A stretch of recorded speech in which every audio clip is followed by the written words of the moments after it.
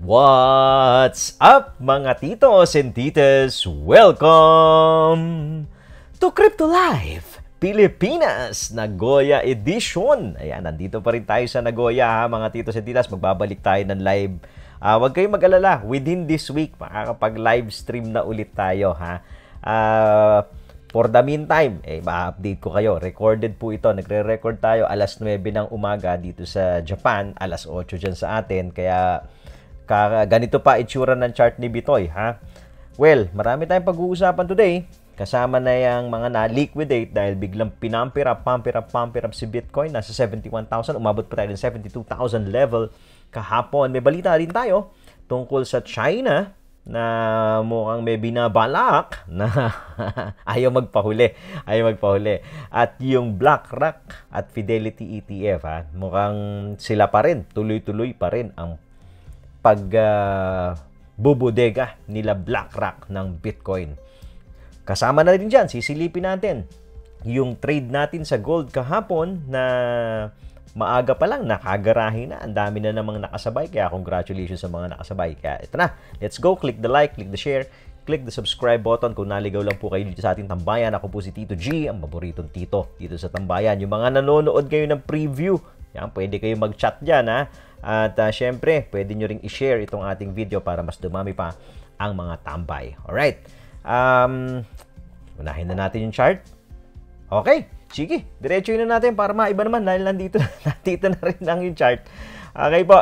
Kung mapapansin nyo, kahapon, in-update ko kayo, di ba? Ito yung chart natin na may symmetrical triangle. Alright. Symmetrical triangle tayo. Alisin ko muna itong box, ha? Okay. So, looks like binrake natin siya kahapon. Nilakpasan natin siya. Pero, as always, ako gusto kong makita mag-trade yung buong candle sa taas nito.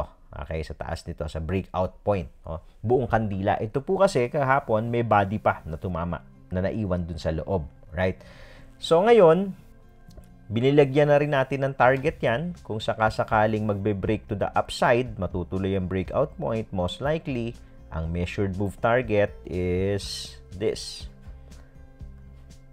Measured move target natin, most likely, medyo maliit lang siguro to dahil maliit lang to symmetrical triangle. Kung dito nag-breakout, so dito natin ilalagay, na approximately mga nasa 80,000. Alright, malaki-laki na rin pala to. Okay, yan ang target, ha. Kung tutuloy. Pero may isa pa po tayong hurdle, ha, mga titos and tinas, dahil meron tayong box dito. Siyempre, yung horizontal resistance, no? So, sa charting kasi, for me, based on my personal observation and yung trading experience natin, yung horizontal resistance, malakas talaga. Okay? Okay, yung horizontal resistance. So, we're expecting a resistance dyan sa 73,000 level. Let's see kung bibiyakin. So, once i-break natin yan, the candles will trade above. Okay, close and trade above dito. Alright, so we might see another new high ng Bitcoin. Probably, I don't know, probably this week. Kung i-break, kung i-break. No? If not, we'll go back again. Okay, we'll go back again. Hopefully, hindi sa gitna. Hindi na bumalik dito sa loob. But anything can happen kay Bitoy, no? So, maybe we'll go back again here. Pinahan natin ng konti before we break out. Tomorrow, Wednesday, may CPI data na lalabas sa US. So, magkakaroon na naman to ng matinding volatility. Kung favorable yung data, and since breakout ito dito sa symmetrical triangle, okay, so most likely, or mamaya, halimbawa, makita natin, mag-break na dito sa 73K level, most likely, yung CPI data, okay, pag lumabas po yan, whether good or bad, tutuloy niya lang yung trend.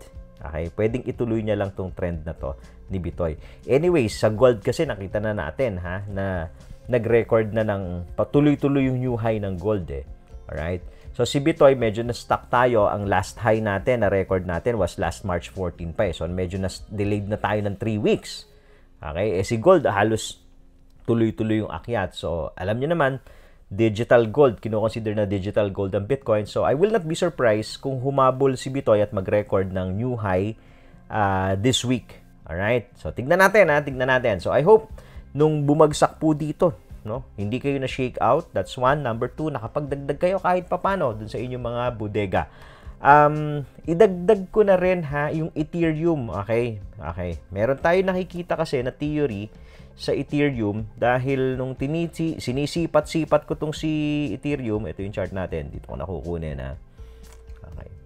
Parang mas magiging favorable yung run nito I just don't know. Itong run na to kay Ethereum, considering na umakyat si Ethereum ngayon yesterday ng almost 7%, Bitcoin umakyat ng mga 3 almost 4%, no? And hindi lang dito po, no, hindi lang yung percentage ng akyat kasi yung in the past nakikita natin na kapag ka umakyat si Bitcoin ng 3%, si Ethereum most likely aakyat lang ng 3%, 4%. Itong recent na akyat ni Bitcoin yung nagbe-break siya ng all-time high this bull cycle. Last cycle kasi, ang tandem ni Bitcoin and Ethereum, doble lagi ang percentage gain ni Ethereum compared kay Bitcoin. Let's say umakyat si Bitcoin ng 3%, aakyat si Ethereum ng 6%. Laging ganun yung tandem nila nung last bull cycle. Alright? So, tignan natin ito. Medyo baka nagsisimula na mapansin si Ethereum. Okay? And Ethereum hindi pa po nag-record ng all-time high you have to understand that. Also take note, no? Ang all-time high ni Ethereum na record po 2021, hindi pa tayo nagbe-break ng all-time high, right? So once we break this, okay, so tuloy-tuloy tayo na naman. So pag biniyak natin yan, so maraming na namang mga alts ulit, no? Baka ito yung ultimate alt season once we break the all-time high ni Ethereum.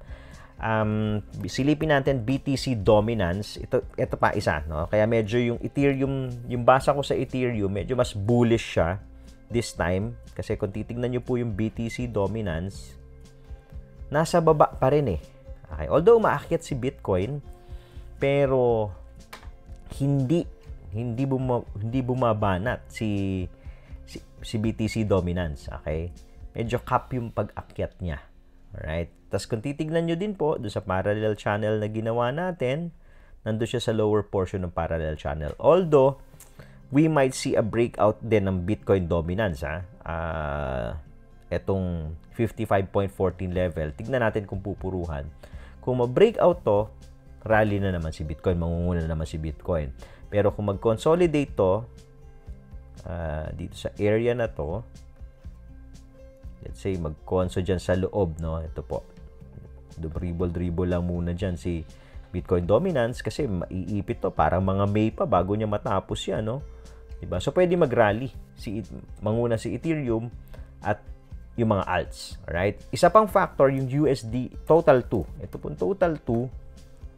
total alts market cap including Ethereum. So, if you're going to notice also, si total 2, formado rin. Alright? Formado rin, no? So, symmetrical ascending triangle tayo kay total 2. So, let's see kung kaya niya rin biyakin, So, okay. So, pwedeng mag-dribble ng konti, tapos we break to the upside. So, again, pag total 2, market cap po yan ng altcoins including Ethereum. Okay.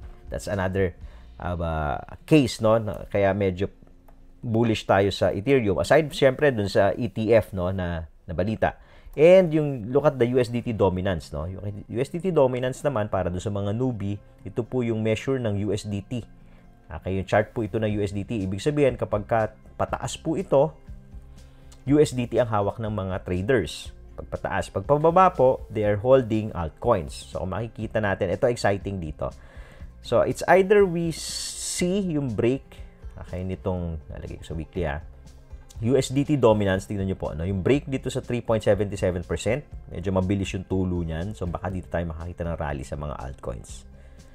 Right? Yan. Pagka na-break po yan. Okay, ito po.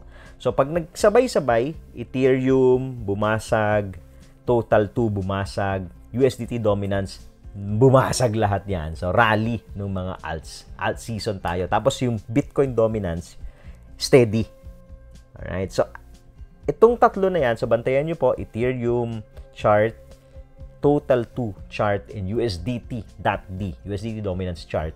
Yan yung magbibigay sa atin ng clue if there will be an alt season or a rally ng mga alts, no? Either makikita natin dito, sigurado may mauuna dyan sa tatlong chart na yan.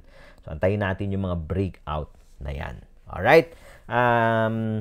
Punta tayo sa mga balita, okay? Para hindi mahuhuli, no? So, yesterday, 72K ang Bitcoin, 115 million ang na-liquidate. So, mukhang marami na namang na-short squeeze, no? So, kaya kung kayo po ay newbie, matagal na natin sinasabi yan dito sa tambayan, if nakatambay kayo dito, bull market kasi, diba? So, better dun tayo sa long. Kung mag-futures kayo, hanap kayo ng mga long entries, hanap kayo ng mga position na pwede kayong mag-long. Kasi bull market eh.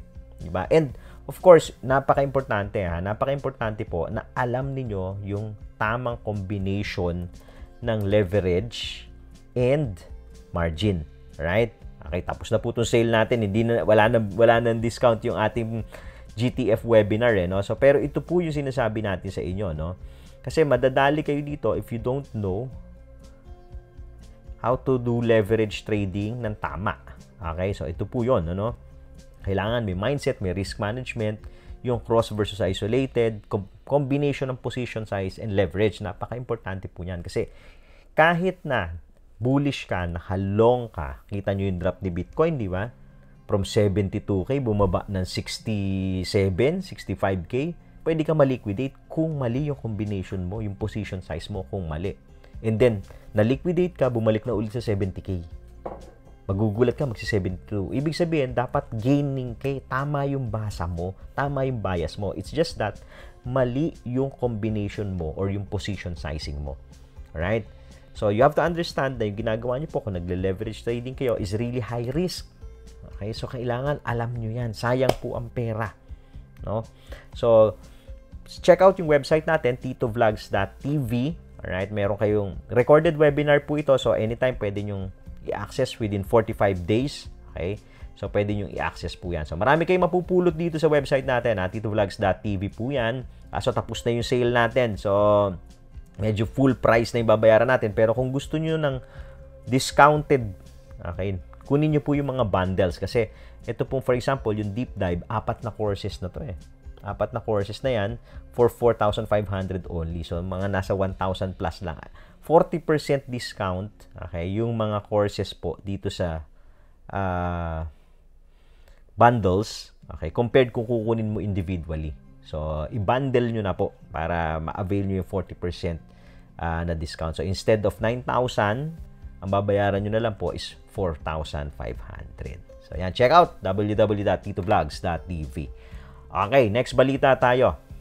Yung history. Ito na naman. BlackRock and Fidelity, yung ETF nila, nagkaroon na naman ng record streak of inflows. Tuloy-tuloy po, no? So, sabi po dito sa balita na to, yung ETF nitong dalawang ito, tuloy-tuloy, no? BlackRock's iShares Trust and Fidelity Wise Origin Bitcoin Trust have broken another record by becoming 2 of the top 20 ETFs. Okay, 2 of the top 20 ETFs with longest streak of continuous inflow. Ganun kasakalam, di ba?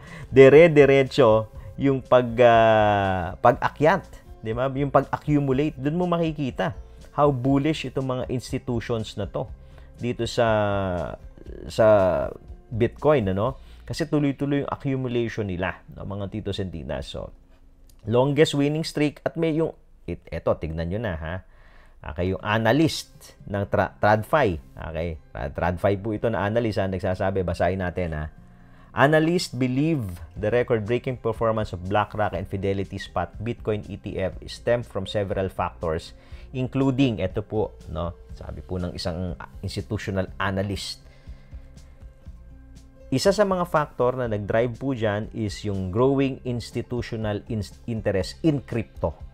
Awareness, alam na nila, nagkaroon na sila ng interest. So, merong avenue para makapasok sila as institution, which is itong ETF, pasok. Okay? Second, inflationary pressures. Okay? So, kung matagal na kayo dito sa tambayan natin, dito po, tinuturo natin yung kabuuan, no? Yung macro. So, binabantayan natin yung inflation, yung galaw ng US stocks. Alright? yung interest rate. So, kasi po, lahat po ng mga factors na yan, pag pinagsama-sama mo, yung kabuuan will always have an effect dito sa cryptocurrency. Right? So, we've mentioned this 2 years ago pa lang, sinasabi na natin, yung inflation po will be sticky to the upside. Masyadong madikit sa taas yan, ng hirap pababain. Ang target ng Federal Reserve is 2%, but right now we are hovering at between 3 to 4% na matagal na panahon na. Almost, siguro, more than a year or almost magto 2 years na. Hindi na nila maibababa. Although, in fairness sa Federal Reserve, galing po yan ng 9%. Yun nga lang, itong area na to, yung 3 to 4% range, mukhang magtatagal tayo dyan. Right? So, yan po ay isa din sa dahilan kung bakit tumataas ang price ng Bitcoin. Okay? Kasi due to inflationary pressure. Kasi kung titignan mo, if you park your funds in Bitcoin, okay, mas malaki yung itinaas niya compared dun sa kung hahawakan mo lang yung USDT or yung US dollar mo. Diba? Lumiliit po yung value dahil nagmamahal yung presyo ng mga bilihin. Ito pinakamaganda. Okay? Ito pinakamaganda. Dalawa. Itong last 2 reasons, no? Ako, I'm buying these 2 reasons, ne? Pursuit of alternative investment, okay, amid global uncertainty. Hinimay ko sa dalawa, ha? Okay? Una, alternative investment, right? For the longest period of time, no, ako for 15 years, ang alam ko lang po is stock market. Okay? Stock market lang ang alam natin. Ano? Until nung na-discover natin yung Bitcoin noong 2019. Nung inaral natin siya, so sabi natin, uy, pwede to as an alternative. Doon pa lang, as an alternative. Kasi mukhang legit, ha? Ganun pa lang, ha? Kumbaga may speculative ano pa tayo noon, natingin sa Bitcoin during that time. 2019 tayo nagsimula, 2017 start na natin aralin. And Forex, matagal na rin po yan. Okay, so dalawa po, no? Stocks and Forex, mga matatagal na yan. So people are really looking for alternative. And ito po yung lumabas, itong Bitcoin or itong crypto. So ngayon, medyo mas nagiging mainstream na siya. So kaya nagpo-flow yung capital. So that's also the reason why the price is going up. Okay? So, alternative investment. So, dati wala ito eh. So, kumbaga po, no, yung gold, sobrang tagal na, no? Decades na nandyan. Stock market, decades na nandyan. Pero itong Bitcoin, isang dekada pa lang eh.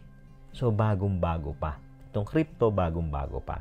And, I will not be surprised if yung alignment or yung mga capital, okay, kumbaga yung mga funds, no, mag-a-allocate po ng portion of their capital dito sa cryptocurrency.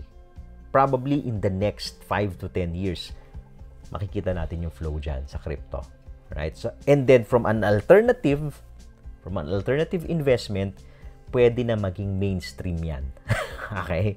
Pwede na maging mainstream. So, para na rin siyang stocks, para na rin siyang Forex na normal na, regular na nilalagyan ng funds, kino-consider, sinasama sa mga funds. Pagka nagkikreate ka ng funds, sinasama mo na yung crypto sa portfolio mo. Right? So, eventually, this will become a mainstream thing. So, ngayon, alternative pa rin. Ako, I will have to agree on this. Alternative pa rin po siya. No? And last, ito rin, isang pa po, no? Yung uncertainty. Okay? Kaya ako siya hiniwalay eh. No? Global economic uncertainty. So, una po, inflationary pressure yan, kasama dyan. No? Tapos itong mga gera-gera na nakita natin. So the reason, I think, the reason why gold is breaking its all-time high after all-time high after all-time high is because of the economic uncertainty. Okay? Debt, yung mga utang, no? Na lumobo-lobo na in the trillions of dollars. Ito po. Okay? Kaya po yung iba naghahanap ng alternative. Kasi yung Bitcoin, let's say you have a Bitcoin, ano, or a Satoshi, a portion of Bitcoin, pwede mo kasing hawakan yan eh. Pwede mong ilagay sa wallet, sa hard or cold or hot wallet. Pwede mong ilagay doon. So, kumbaga, in the midst of economic uncertainty, you're holding your own asset.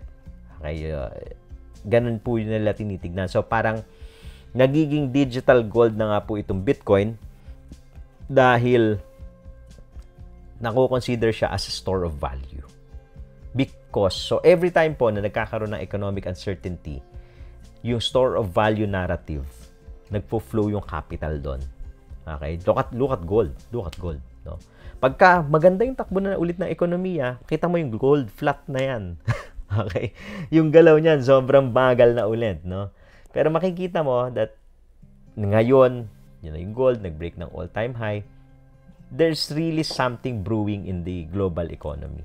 So, we have to be very careful as well. No? So, sa ibang topic, i-discuss natin yan. Kaya, follow lang po kayo dito sa tambayan natin para hindi kayo mahuli and you will not be left holding the bag. Alright? So, bago tayo magtapos, sisilipin natin syempre ang price ng gold. Click nyo po muna yung like button. Sana na-click yung like button. Okay? Sige. Ayan. Kiniklik yung like button. Alright. So, yung mga kasama natin na nagtitrade ng gold. Teka. Pasok natin yung gold XAU USDT. Kahapon, ang aga natin nakagarahe. Teka lang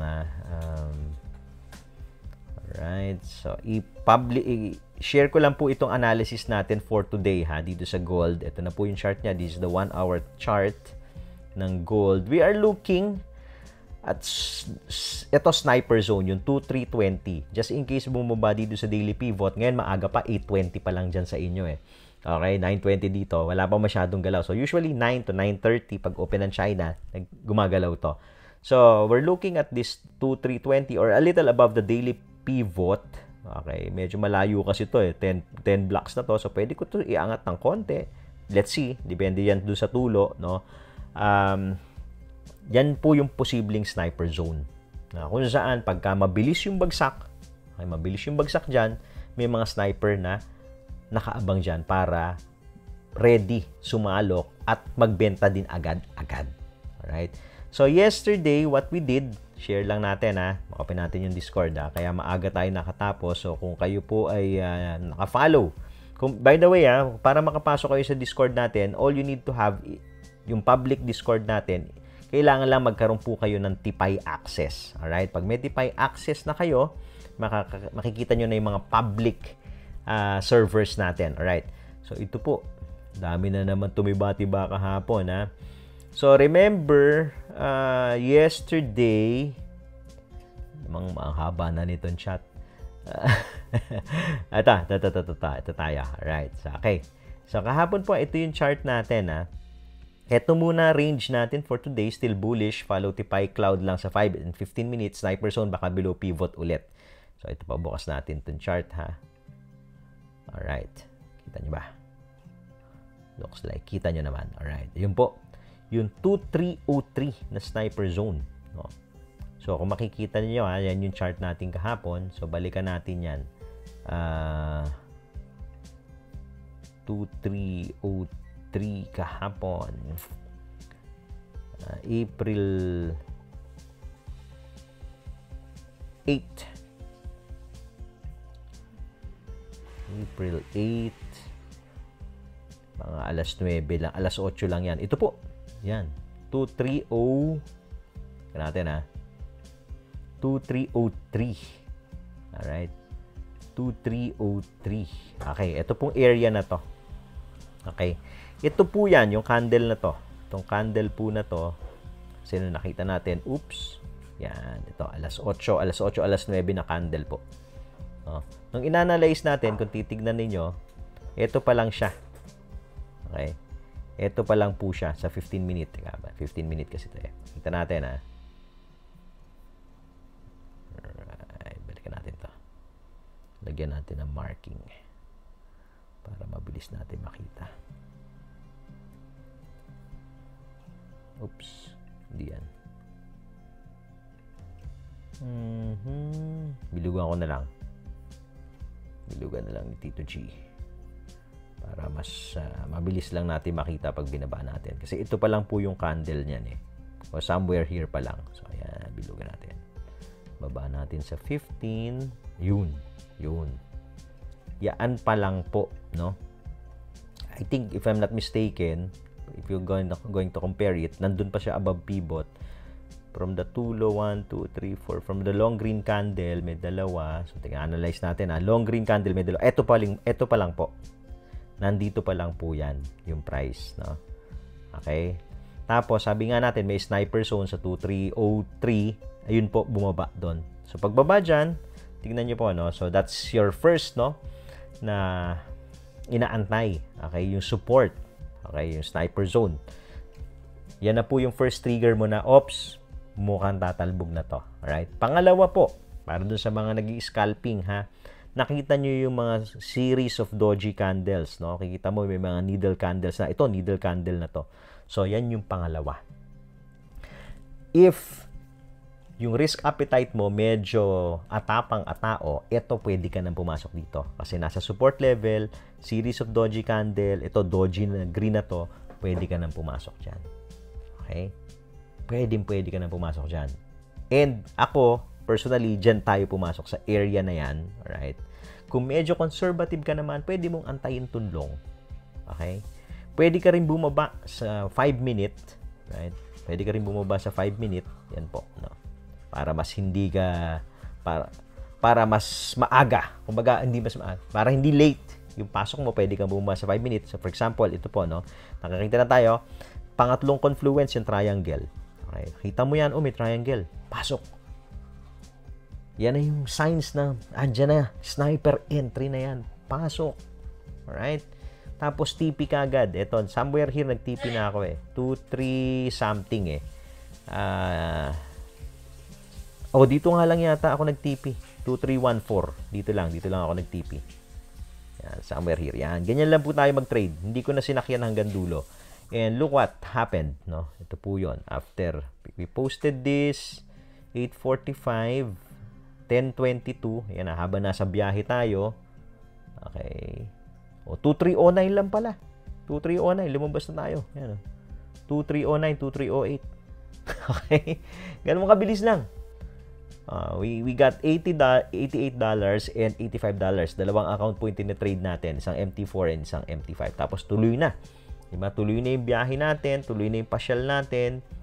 And yun na. We're done for today.